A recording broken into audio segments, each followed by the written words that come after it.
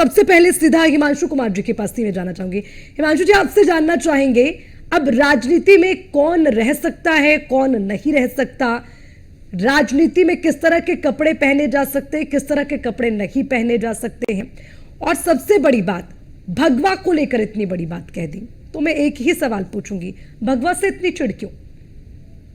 भगवा से चिढ़ नहीं, आदरणीय खड़गे जी तो भगवा की महानता की प्रशंसा की। आप चर्चा को सुनिए, पूरी तरह से गंभीरता से सुनिए तो आपको पता चलेगा। उन्होंने कहा है कि भगवा की इतनी महानता है कि इसको पहनने वाले लोगों को राजनीति में नहीं आनी चाहिए, ये उन्होंने कहा। तो इसका मतलब ये है कि राजनीति शुद्धता की चीज नहीं है। राजनीति बहुत सारे झूठ साँच और फरेब का सहारा लेना पड़ता है, जो भारतीय जनता पार्टी ले रही। तो ऐसे भगवाधारी लोगों को जो संत हैं, संत का मतलब क्या होता है? संत का मतलब है, महात्मा गांधी जी कहे हैं कि संत वैष्णव जन तो तेने कहिए जो पीर पर आई जाने। तो वैष्णव तो उनको कहा जाता है।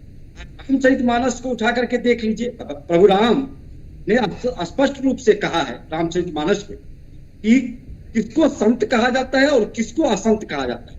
संत का क्या परिभाषा?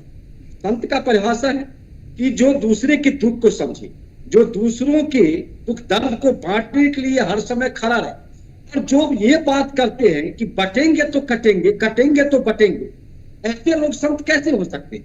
इस पर हिमांशु जी, संत की परिभाषा छोड़िए, मुझे ये बताइए कि राजनीति का कोई यूनिफॉर्म कोड है क्या? देखिए, यूनिफॉर्म कोड नहीं, यही बात तो मैं कह रहा हूँ।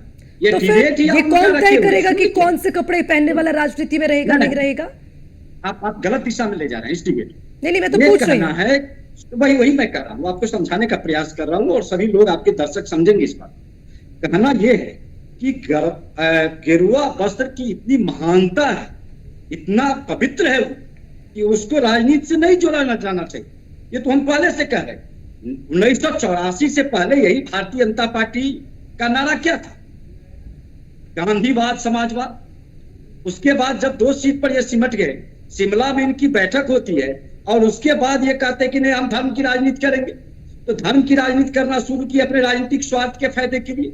अब बताइए ना कि जो लोग, जो नरेंद्र मोदी जी आज इतना सनातन धर्म के हिमायती बता रहे हैं, दम भर रहे हैं, उनके मुख्यमंत्री बनते ही जो बीफ का निर्यात था गुजरात में, जो महात्मा गांधी शांति के पुजारी थे, उनका स्टेट रहा है, वहां जहां शराबबंदी, नशाबंदी लागू है, वहां पर बीफ का एक्सपोर्ट आप इधर उधर चले गए।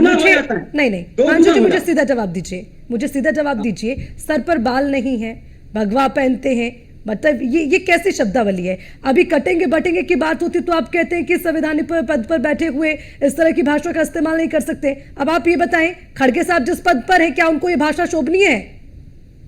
खड़गे जी तो क्या कहें? खड़गे जी तो ये कहे ना, नहीं, किसने इशारा किया उन्होंने? सिर पर बाल मुंडवाए हुए, सुनिए, क्या मतलब है इस बात? सिर पर सुन लीजिए ना, सिर पर बाल मुंडवाए हुए हैं, गिरवा वस्त्र धारण किए हुए हैं, ये संत का पहचान है। यानी कि सीएम योगी पर पर्सनल अटैक आप कर रहे हैं ना? सीएम योगी पर पर्सनल अटैक आपने किया? देखिए, सीएम योगी पर नहीं, जो लोग राजनीति तो किसकी बात कर रहे थे? पहले से क्लियर करिए। नहीं, जो राजनीति को, धर्म को राजनीति, यानी कि आपने पूरे संत समाज को कहा है। इसका मतलब आप सीएम योगी को नहीं कह रहे, आप पूरे संत समाज को कह रहे हैं। बिल्कुल नहीं, बिल्कुल नहीं। संत आज भी श्रोता, चित्त भी आपका, पद भी आपका, ऐसे नहीं चलता हिमांशु जी। संत सुन लीजिए, संत के बारे में जो संत है वो पूजनीय है, उनके बारे में कोई टिप्पणी नहीं कर सकता है। हम किसी धर्म की आलोचना नहीं करते हैं, ये हमारा इतिहास रहा है। अरे आप खूब टिप्पणी कर लीजिए, सनातन धर्म पर अटैक कर लीजिए, पर्सनल अटैक कर लीजिए, भगवा को लेकर कुछ कह दीजिए, बाल मुंडवा दिए उसको लेकर कुछ कह दीजिए, फिर आप कहते हैं कि हम सनातन पर अटैक नहीं करते। अरे भैया, फिर आप ऐसे बयान क्यों देते हैं जिसका परिप्रेक्ष्य आपको समझाना पड़ जाए? सीधे शब्दों में नहीं राजनीति हो सकती क्या? अरे प्लीज हिमांशु जी, ऐसे नहीं। अर्चना जी, ये भाजपा का इतिहास है। अर्चना जी, भाजपा का इतिहास है।